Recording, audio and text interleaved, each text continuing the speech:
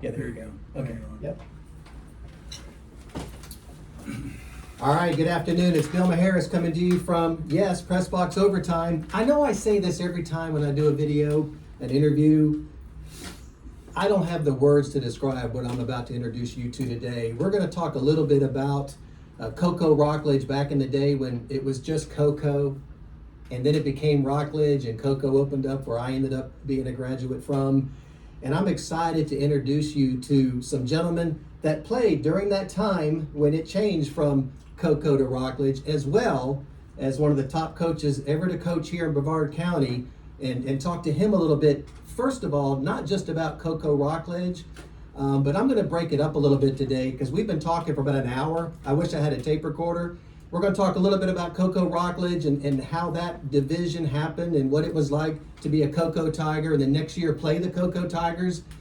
Then I'm going to take a little bit of a break and we're going to spend time talking about the history of Brevard County and education and coaching and what was it like to get kids to play at the college level, to play in the NFL that you may not know about. So with me today, I'm happy to introduce two very good friends of mine. Doug Cook, as you know him from Press Box Overtime. Harry Johnson, they both went to Cocoa, then it changed to Rockledge. And a special treat for especially people that grew up here in Brevard County, Coach Leroy Smith, who coached at Cocoa and Rockledge and back to Cocoa, and just listen to some of those stories. Before I get started, real quick, because a lot of you don't realize that Rockledge High School used to be Cocoa High School.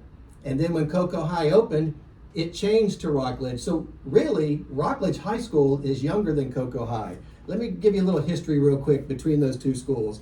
Cocoa High School was first started in 1917 on Willard Street, grades 7 to 12.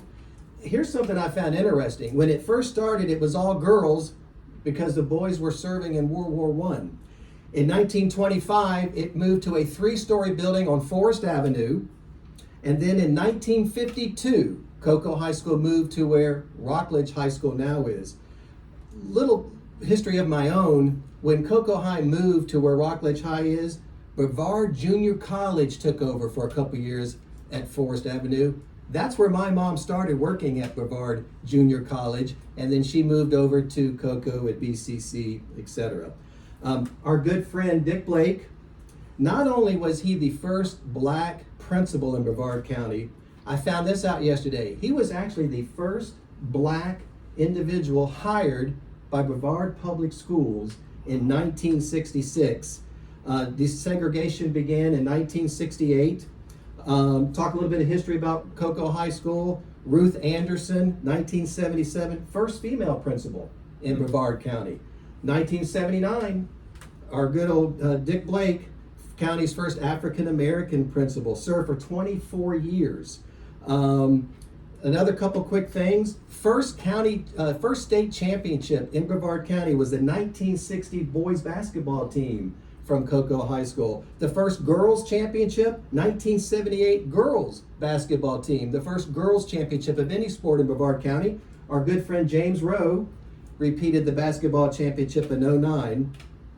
So before I get started, Doug, you were the class of 71? 71, correct. And that was the first class Rockledge High School. First class of Rockledge. And Harry, 72. Right. So second class of, so Coach, let me talk to you a little bit first. And this is something I forgot to mention. Not only were there not a lot of high schools, back when you were coaching, we still had Stone High School and Monroe, so we still had blacks going to their own schools. Mm-hmm. So which school did you first start teaching at when you came to Brevard County? At Monroe High School in '59. Monroe High School. That's a good year because that was the year I was born. Now, did you coach any at Monroe? Yeah, I coached football and the baseball team. And baseball. And I think you said earlier, and again, we want to thank not really our sponsors, but Sonny's Barbecue. Coach Johnson hooked us up and we had a great meal together. Monroe won a state championship, did you tell me, in basketball? In basketball, they won the state championship a couple of years. Wow. When it was all black for the Interscholastic Athletic Association, which was the Black Schools Athletic Association. Okay. Then we had to play the the schools in general, because our superintendent, Woody Darden, said that he didn't want his students coming in late at night, the buses late at night, coming from distances Right. like Miami and other places where black schools had that far to go to play one another according to classification. And so we began to play all the schools in the county, Okay. whether it was Cocoa High versus Monroe or whatever, we had to play each other. So when did you move over to Cocoa High School? I moved to Cocoa High School in 66, 67. 66, 67. So let me ask Doug, and again, what I'm going to do is break this up. We're going to talk a little bit about Cocoa Rockledge, what that was like when the schools separated, and then we're going to do a second part, and you're going to hear some amazing stories from Coach Smith. So let me ask you, what was it like? I'll start with you, Doug. You're playing at Cocoa High School. When did you start hearing words that, hey, they're building, a lot of schools change names, but you don't usually have another school take your name. So Right. when did you first start hearing you all were going to become the Rockledge Raiders? I think around 1970, we Okay. heard that the school was being constructed. Right. And then I think, Harry, they started asking us surveys of what do you want the school to be, the mascot, Right. and we the had colors. surveys, And the colors. colors, mascot, whatever. So it started to become real to us, that hey, we're not going to be Tigers anymore. We're Right. going to be something else, but we didn't know at the time. We were So, in middle around school. We there. were in middle school, or junior high school. The concept was 7, 8, 9 Right. back then, and I think you were probably the 8th grade, 7th grade, myself, and that conversation started, and probably 60, 68, 69, something like that. And of course, they were building Right. the new facility over there in Cocoa. So let me ask you this. This is and I see this posted sometimes today. There's controversy. Was red an original color picked out by Rockledge? Do you remember that? Some say no, some say yes. I don't know if you remember that I or don't not. think so. It was more blue. Was it just the blue and the white? Colombian blue. Do you remember? Was there any red at the beginning? No. Okay, because there's some controversy whether there's red or I not. don't remember the red. I don't- In all our uniforms, Columbia blue. it was Columbia blue. Yeah. Blue.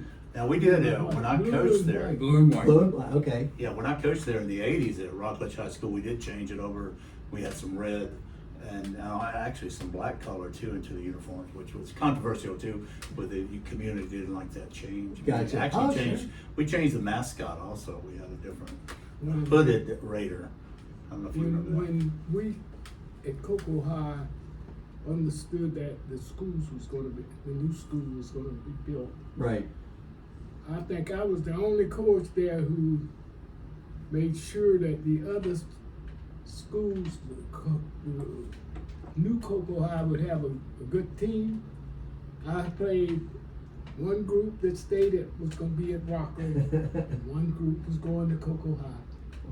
For baseball, it was easy for me because we did the same thing for Merritt Island and for the Cocoa Beach kids. Huh. When the schools broke, they had a good team going to Cocoa High, Right. and they had a good team left at Rockledge. Good. The same I did for Merritt Island and for Cocoa Beach. And something that you mentioned to us earlier, we had lunch. There was no Merritt Island or Cocoa Beach when you were first at Rockledge. So people got to Or remember. Cocoa, at Or Cocoa. Cocoa, right. So those schools didn't exist. Yeah, we had all the kids from Pineda North Okay. to Williams Point, Oh. Fay Boulevard, really. Those kids went to Cocoa. Gotcha. And the kids north of Fay Boulevard went to Titusville. Now let me And ask then we you. had the kids south going to Melbourne And High then School. the south went from Pineda Causeway, south went to Melbourne. Okay. North went to Cocoa High. Cocoa High. So let me ask you, Harry. So when you started at Rockledge, and we talked about this during lunch, was it still just all white students at Rockledge? No. So by then it had segregated, and Oh, you yeah. had Yeah, black and yeah, white. We had that actually at Kennedy Junior High School. Okay. Yeah, integration What was was around going- 66. 66, 67. I think so. So what was it like, Doug, as an athlete? And let me back up. What sports did you play at Cocoa? Basketball, basketball, football, baseball. And I played baseball and football. okay, so what was it like as you're learning that they're building a new school, and you've been a Cocoa Tiger for 2 years, because you were the first class, right? Right. First class at Rockledge High 1971. School, second class at Rockledge High School. What was it like when you learned not only were you gonna lose your name, but another school, you were gonna have to play the Tigers Right. the next year? What was that like as an athlete? Well, I think first and foremost, we lost a lot of buddies, you know, a lot Sure. of friends that Yeah. went from Rockledge over to the new Cocoa. Gotcha. So that was kind of strange. And then, you know, playing against them Right. was, it was, you know, it was kind of fun and exciting, but it was kind of sad that they weren't on our team. Yeah. You know, at Rockledge High School. I didn't think it was different. I didn't think- Totally different. We as a sophomore in 1970, when we were together, Right. baseball, we were strong. Wow. We were strong. It was just amazing the athletes that were playing ball, JV ball, Right. there with Coach Smith at the Cocoa High School. So do you remember, because back then we didn't have as many high schools, there was probably only what, up to 4A maybe? What were you all like in the middle of the road there, 2A, I think 3? 4A was the highest, We wasn't were it? the back then? 4A school. You were the biggest schools in the state of Florida. Right. You played a lot of the teams in Orange County, Right. like What, Jones back then, Winter Haven, or Winter Park? we played Evans. Oh, We played Colonial. Colonial, yeah. Played Winter Park. Boone, was Boone back then? Boone. Yeah. Yeah. Yeah, Well, we had what was called the Cape Coast Conference back then, and basically it was from Vero Beach to Titusville. Wow. So let me ask you this. You two grew up in Rockledge. So was there any type of a pride when finally you were going to be called Rockledge High School instead of Cocoa High School, sitting in? So was there a little part of an excitement too that it actually changed, or how did that feel? Well, I don't know if that was really a big deal with us. You know, we knew that, you know, I think as the years progressed, it probably became more prevalent, you know, Sure. to be a Raider, you know, and have that pride. Right. But I think initially it wasn't a big deal, but it became a big rivalry, you know, Right. when we played football or baseball Yeah. against Cocoa, especially when I was coaching as a Right. head football coach at Cocoa. That was a huge rivalry. Right, right. So that was fun. That was a fun experience. Well, and people forget back in those days you had the same field. So Yep. every Friday night there was a game at McClarty Stadium because it was Right. either a Cocoa home field. So I got to ask you, we were talking in the car on the way up and sharing some stories. Like I said, I wish I had a tape recorder.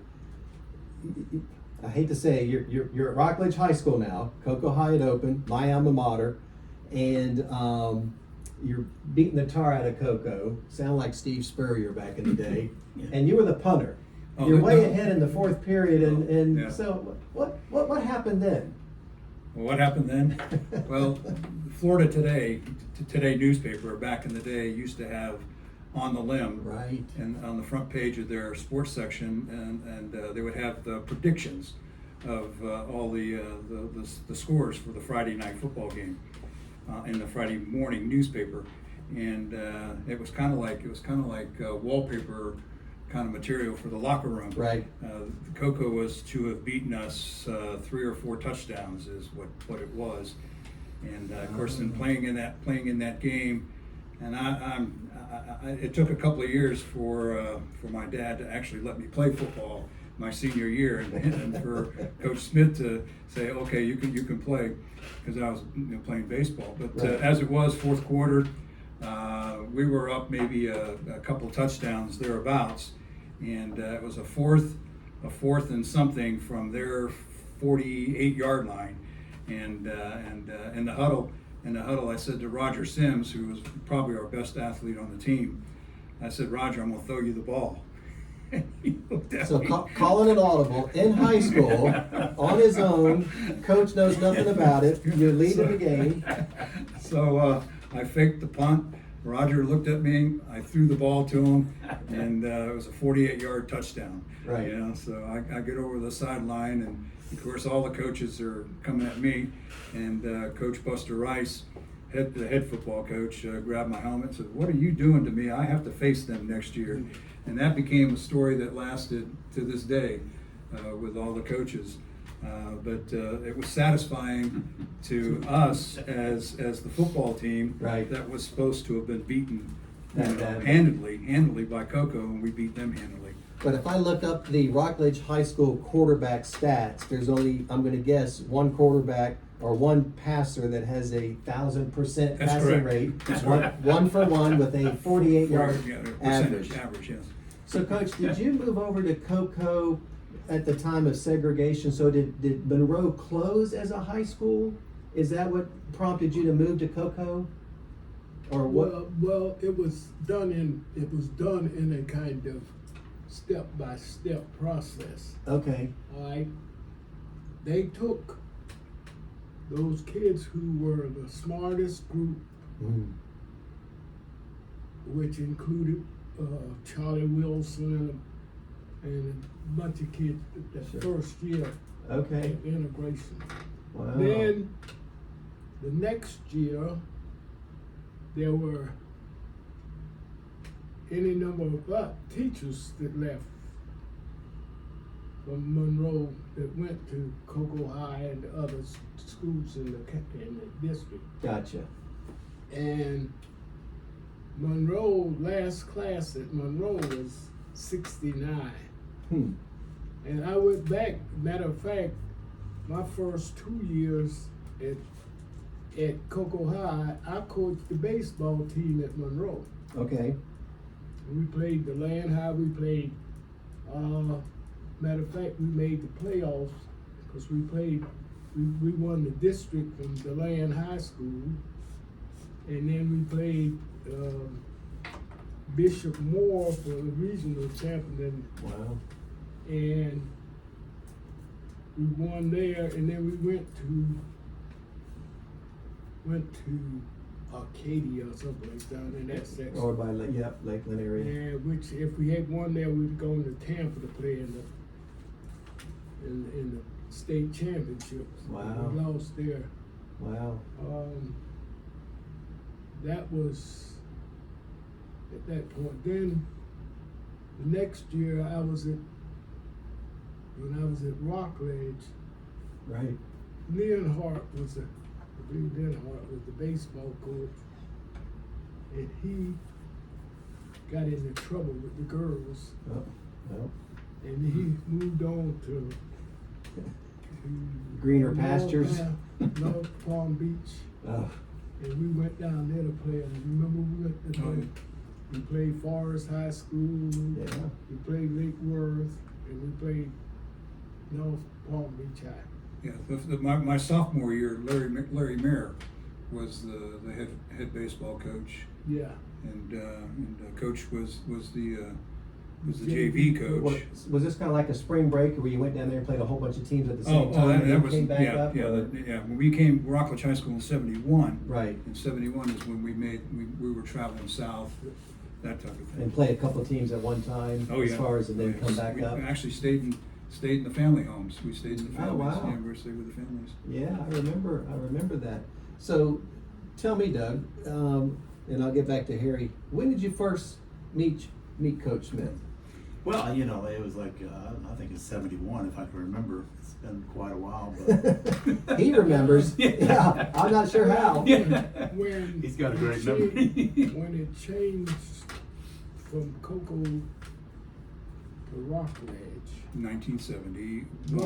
Buster First- Weiss was the ninth grade coach at Kennedy Middle School, Okay.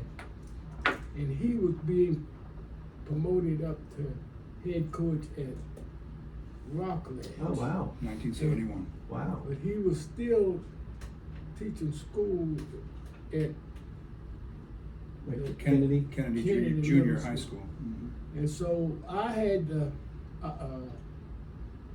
they had asked me to coach along with the football team at that time. So the middle school turned out about an hour later than the high school.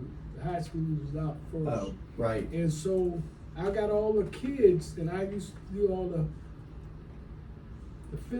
physical activities before practice, before Buster and Floyd Oakland and Miller. Miller, yeah. Miller came to practice, and so when they got there, we were ready to start. You were all worked out. Now, freshmen couldn't play varsity at that time, is that right? No. Right, that's what I thought. Even in college, they didn't Yeah, play they were part of the varsity. junior high school. So they Yeah. couldn't, they Yeah. couldn't, The 7, 8, 9 concept. right, couldn't cross over. So with- then I guess I met Coach Smith on the football field. That's where I first saw him. And Right. Then of course with baseball Right. coaches. But yeah, he was a great guy. Great. You know, all the kids loved him. Yeah. You know, and that was like we were talking earlier. That was Right. during integration. You know, where there was some 60s? Yeah, Yeah, there was a little some, bit, there was some yeah. rough times. But Sure. we as players, we Right. respected Coach Smith. Right. And it was a mutual respect, and everybody loved him. It was a great relationship. Right. It wasn't any animosity between anybody, anything like Right, that. right. To this day, I still call him Coach Smith. Oh, sure. My good friend Harry Johnson will call him Leroy sometimes, and I'll have to correct him. I call him Dad. There's a story behind know. that. Yeah, there is, I yeah. said, you don't call it. Yeah, that's your coach. That's I not know. your good old buddy, I know. Coach Smith. So Right. that's one of our When stories. Dad came in, really was his father was what was his title at Gannett? He was a director for circulation at Right. And so his dad was a chain smoker, Mm, and he got ill and was in the hospital, and I went to see him, wow. and he asked me about looking after his son Wow. because he knew he was not going to make it. The thing about it is, they had a relationship it was really unique. My dad and my dad, my two dads, they had a relationship, and it was kind of cool.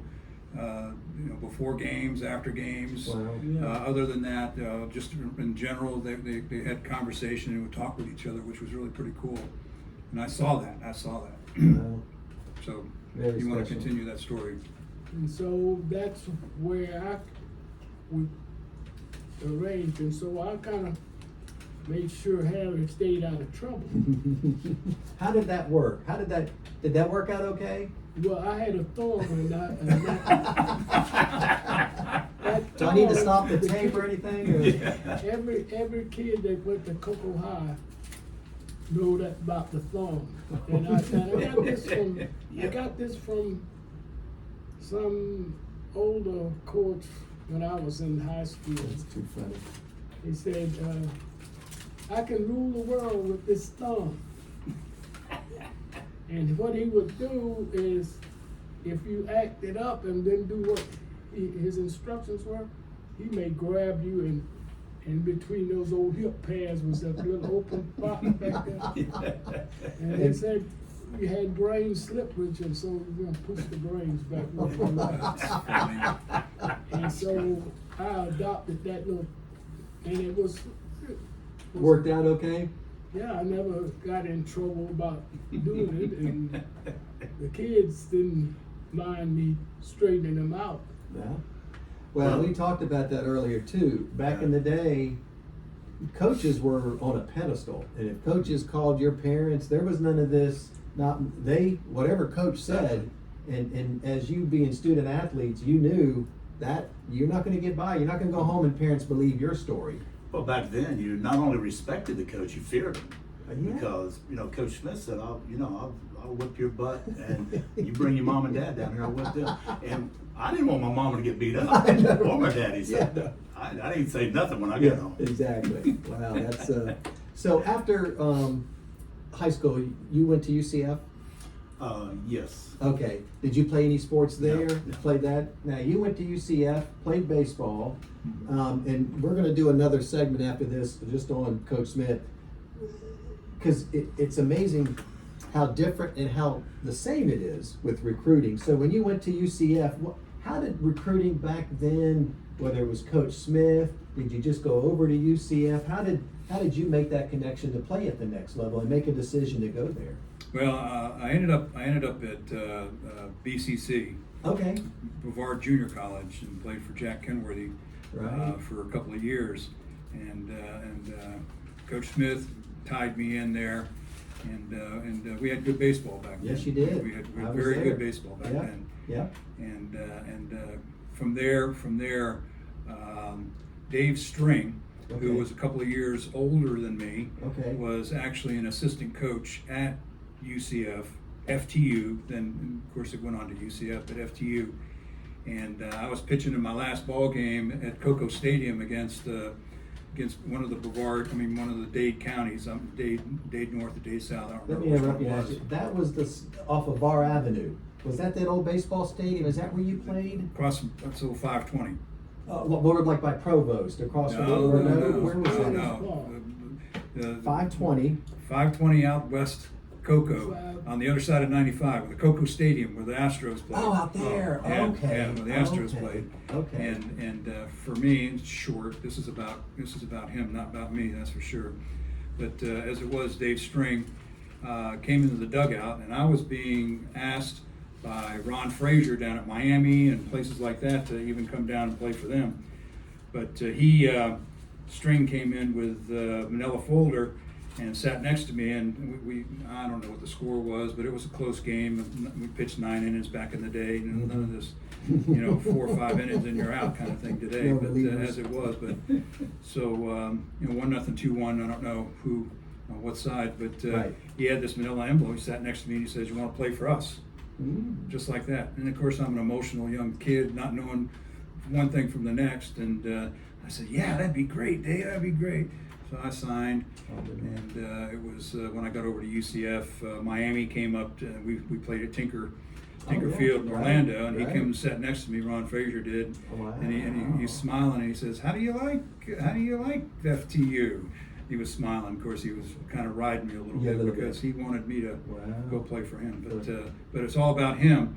In 1971, our first year in the Cape Coast Conference, Mhm. we won the Cape Coast Conference championship. We won the district. Wow. We won the regional. We went to Leesburg, and we were one ball game away from going to state. Go ahead. Was that Leesburg? Yes. Okay. And the umpires took the game. Just tell it like it is. And in the process, we had the bases loaded. Okay. A young man by the name of Gerwin Skinner Yes. was at the plate, and he hit a shot to the third baseman. The third baseman jumped to try to get this hot ground ball. He took a bad hop and ducked over it and went down foul. Hit up a foul after But that. it hit his glove. Hit his glove. Hit Hit his glove. And it went foul and went down the corner. And we scored 3 or 4, but we emptied the bases. Probably out. Yeah, we emptied the bases. And they called foul ball. Called it a But foul we had a rhubarb there. You didn't get tossed, And did so, you? and No. so the next time Craig Butler was up. No, it wasn't. It was Craig, wasn't it? Yeah. Craig Wow. hit a shot to the shortstop, a slow roll. Well, it was a slow roller, really. And Craig could run Like a like deer. a deer. Mhm. He was pulling up the stop when the guy threw the ball to first base, and the first base up called him out. That was the third. We had the bases loaded. Yeah, it was 2 homers. 2 homers. Get it? Home jobs. I was gonna So- say home and cooking. My so- daddy would Yeah. say. The boys say I was at first base to chastise the umpire. By the time Skinner got there, when he raised his hand for out. Wow. Jeez. So the chief of police came down from the stands Oh, from Yeah, it was Leesburg, quite a show. Wow. and he grabbed me by my windbreaker. And when he did, he caught my elbow in the midsection in his ribs, and he coughed up blood. Wow. And so they gave us an escort To the bus. out of Out of Leesburg. Leesburg. Yeah, it was something else. But so the very next year, Mhm. the district director, which was Buddy Lowe from Apopka High School. He got the same two umpires when they came over at Our place. No our way. place to play, and the first game that was played was between us and Leesburg. Oh. And they brought the campers over and all this. And we sent them back. Harry and those sent them back home. Yeah, we And, beat them handily. and old man Quartalesi, God bless the dead, his son Frank was playing in the outfield. He was giving the umpires hell, really. Mhm. And they tried to put him out the park. But I didn't let him out. I don't know, but that's a parent. We don't put the parents out. Oh, okay. Don't they knew why it was on because of last year. Right. And those two umpires left there with the head down. Wow. Ain't that something But back in then? the 2 years, Cape Coast Conference was ours. Yeah. We had some really good ball players. Even in the split, Right. we had some good ball players, and we had the man at the top leading us. So luckily for you, the coaches didn't split. You Yes. kept your coach. Yes. Okay. Kept our My coach. team at Cocoa High, all those fellows that first year played for us at Right, right. Rockledge. Right. And they all played for me. Right. Like Coco and Tommy Coco. Yeah. Neely Dawn. Neely Yeah, Dawn. Dawn. Wow. How can they? Benny, Huh? and Yeah. let's see, LaRoche. The Roads and all those, they all played. Wow. Jeez. Isn't that something? And because when the two Jay schools Gould. split, Right. we played every other game. I started every other game with one of the teams. The He was, squad. he was I fair. kept- He was fair about it. How about that? I Wow. kept them, the ones who gonna stay at Rockledge, they play today. The ones going to Cocoa High would play tomorrow or the next ball game, and I kept them that way, Neely Dawn, all of them. Wow. Were you playing at the same time when that was happening, or you already 71, graduated? I think I graduated. Graduated. Yeah. And from what you said, both squads are pretty good. Oh, So you didn't very- lose anything by having the other squad out there. Not much.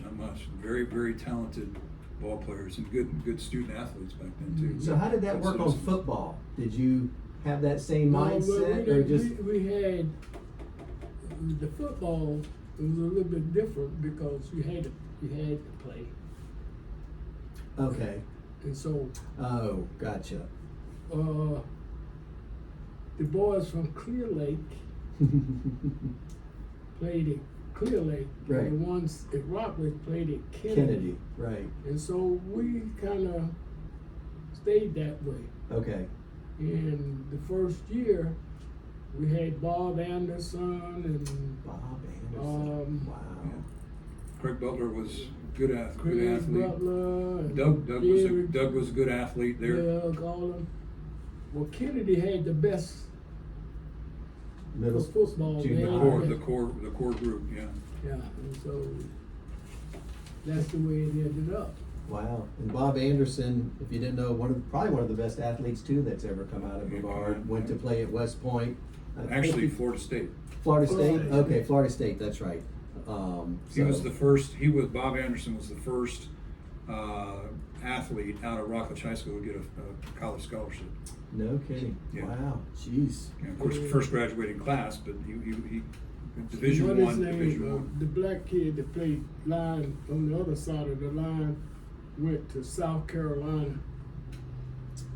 He ended up going through ROTC and stayed in the military as an officer. So I'm trying to think his name, Dawson. Yeah, I know you're talking about, I can't remember his name. I can't remember his name either right now. But we talked a little bit about when you got to my Cocoa High School, where I graduated. You mentioned Bobby Cokel. Did you all play at BCC together? Well, Tommy Cole. Tommy played with Tommy. Tommy. My same class. Right. His older brother Phil was a couple of years older than me, Mm-hmm. and then Bobby was a couple of years younger than us. Let me ask you, Doug, as we wrap up this first section. So you're playing Cocoa Rockledge. You're playing your old team, and you see a team coming out wearing your colors. After the game, you all shake hands. Were you still? You talked about being friends and Yeah, not, we were. because again, it got to be a rivalry. I'm guessing the first couple years, as you're playing ex-teammates, it probably was fierce. It was still fierce on the Yeah. field, but okay Yeah, after. yeah. Kinda? Yeah, we, as players, we had great coaches, Buster Rice and Coach Smith, and they instructed us, just proper decor. Coach had the thumb. Yeah, that thumb would get you if you did something stupid. We had a few guys do some stupid things, Yeah. but we respected each other. And we always shook hands. It was just a game. I probably started going to the games. Let me see. I was a freshman, 6'5", 4'3", fall of '72 when I got to Cocoa High. The stands were packed even back then, Oh, yeah. right? If I remember. I mean, I'm thinking from day one, Cocoa Rockledge game, they were lined up around the field. Well, McCarty on Friday nights that was a hit. Every Friday, Yeah, that right? was Somebody's it. playing.